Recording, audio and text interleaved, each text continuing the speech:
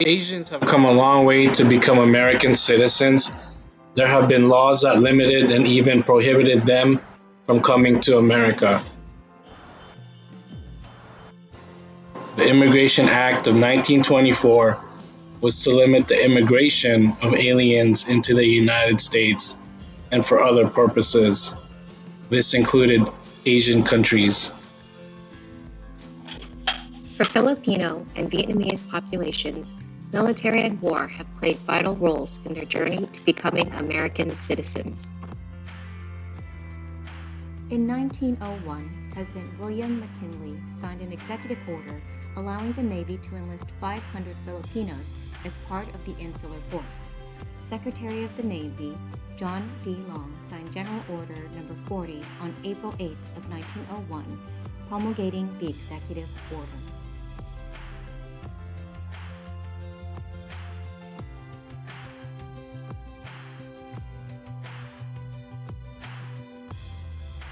Prior to 1946, Filipinos were generally assigned to steward duties.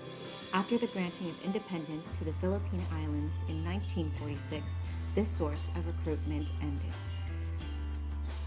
Other Filipinos who later served in the U.S. Navy had jobs such as musicians. My great-grandfather played the trumpet. Immediately after World War II, Filipino veterans could not immigrate to the United States. It wasn't until the 1965 Immigration Act when Filipino veterans and their families could finally arrive into the United States. In March of 1965, the Communist government of North Vietnam was locked in a battle with South Vietnam. South Vietnam had the support of the United States in their Cold War proxy fight. In 1975, North Vietnam captured the capital of the South, which is now known as Ho Chi Minh City. This event is recorded in history as the Fall of Saigon.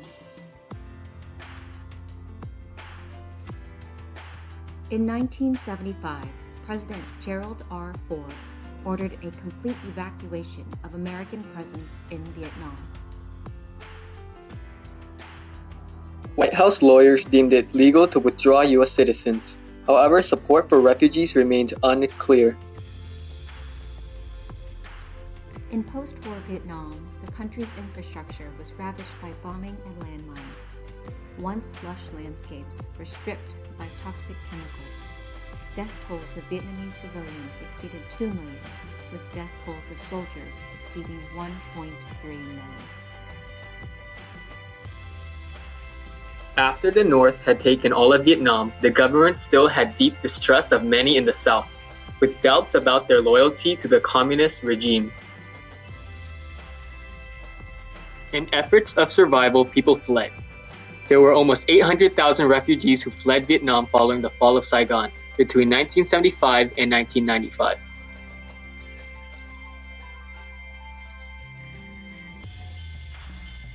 Some neighboring countries would grant Vietnamese refugees asylum. However, many countries, overwhelmed with the masses of refugees, denied entrance. Refugees lived in cramped, shared quarters such as these.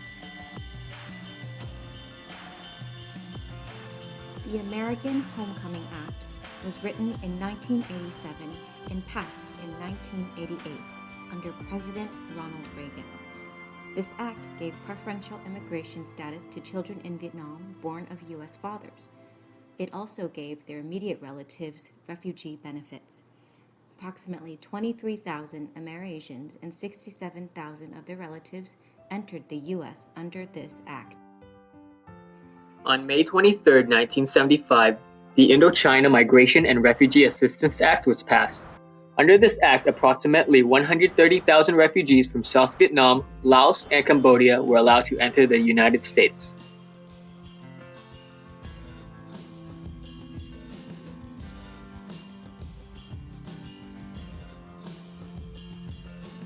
Having the privilege, my grandfather encouraged his children to come to the United States. They slowly settled in the West Coast, and then now they're settled all over California, Nevada, and Tennessee. My family has come a long way. The military played crucial roles in our lives to be part of the American dream. I am also a veteran of the U.S. Air Force. My grandfather fought in the Vietnam War, and without him, I wouldn't have had the sponsorship to be here where I am today. These are photos of my father. A photo of him and his family in Vietnam. Another photo of him with his registration as a boat person at age 16. And on the bottom left, this is a photo of him with his sponsor and my namesake, Carolyn, who brought him to the United States.